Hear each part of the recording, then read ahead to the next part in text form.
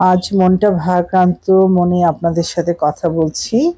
Hello my lovely viewers, আসসালামু আলাইকুম। কাশিফের ছাদ বাগানের পক্ষ থেকে সবাইকে অভিনন্দন। আশা করি সবাই ভালো আছেন। আমিও ভালো আছি। আমারই মতো ফুল ফল এবং সবজির গাছ লাগাচ্ছেন।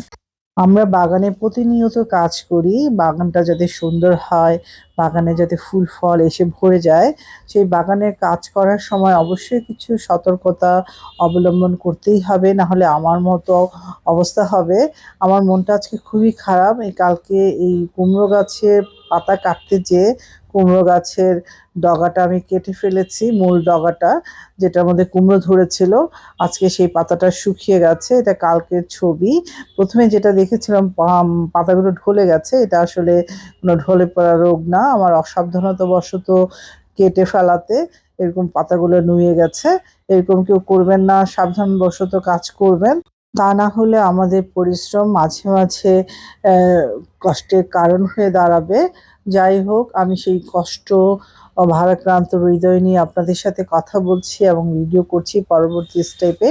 আমি এই যে কন্টেনারগুলো দেখতে পাচ্ছেন, 5 লিটারের কন্টেইনার, এটাতে আমি কিছু সবজির খোসা দিয়ে মাটি চাপা দিয়ে রেখে দিব।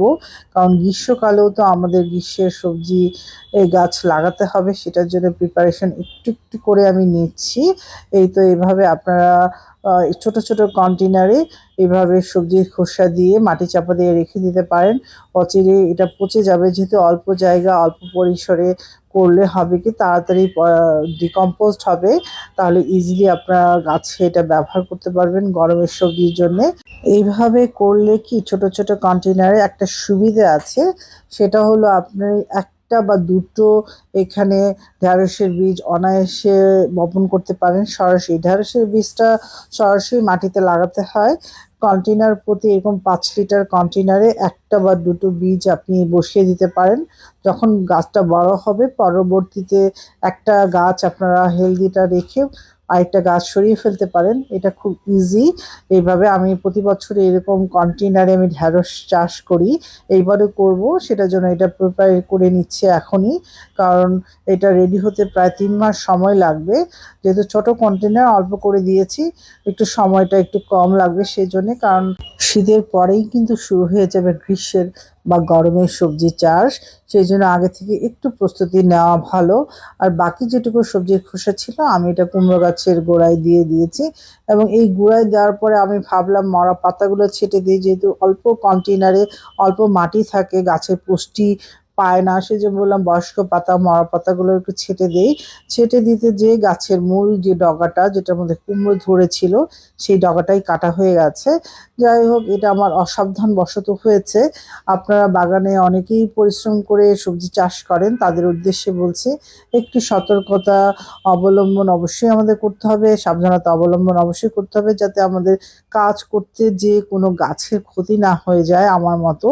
হ্যালো ভিউয়ার্স, আজকের পর্বটা যদি আপনাদের ভালো লেগে থাকে অবশ্যই একটা লাইক করে আমার পাশে থাকবেন। আর যারা নতুন বন্ধুরা আছেন অবশ্যই চ্যানেলটাকে সাবস্ক্রাইব করে দিবেন, তাহলে নেক্সট কোনো ভিডিও আসলেই সাথে সাথে আপনাদের কাছে নোটিফিকেশন পৌঁছে যাবে এবং আপনারা সহজেই দেখতে পারবেন আমার পরবর্তী ভিডিওগুলো। যদি কারো ভালো লেগে থাকে, তা আরও যদি কোনো উপকারে লেগে থাকে আমার ভিডিওগুলো থেকে, যদি একটু কেউ শিখে থাকেন, তাহলে আমি বেশ আনন্দ পাবো। যাই হোক, আজকের এই কুমড়ো গাছ এবং লাউ গাছ আমি একটু নিড়ানি দিয়ে মাটিটা আলগা করে একটু গোবর সার প্রয়োগ করে দিব। এই তো মাটিটা আমি একটু নিড়ানি দিচ্ছি। আরেকটা কাজ করব, সেটা হলো দুটো লাউয়ের চারাও নতুন করে বসাবো। কারণ যে চারাটা বসিয়েছি অলরেডি বাগানে আমার একটা মাত্র চারা, একটা চারায় একটা অসুবিধে আছে কি জানেন, এটা হচ্ছে এক প্রচুর কিন্তু আমার স্ত্রী ফুল আসতেছে, কিন্তু পুরুষ ফুল না থাকাতে আমার এই স্ত্রী ফুলগুলা ফলে রূপান্তরিত হতে পারছে না বা ম্যাচিওর হতে পারছে না পরাগায়নের অভাবে। সেই জন্য আমি লাগিয়েছিলাম অনেকগুলো, কিন্তু বৃষ্টির কারণে আমি গাছগুলো পরবর্তীতে আর বড় করতে পারিনি, সবগুলো মরে গিয়েছিল। এখন আমি নতুন করে আরো দুটো লাউয়ের চারা লাগালাম, আরো দুটো লাগাবো। যেহেতু সময় পাই না, দুটো চারা সংগ্রহ করতে পেরেছিলাম, এই দুটোই আপাতত লাগিয়ে দিলাম।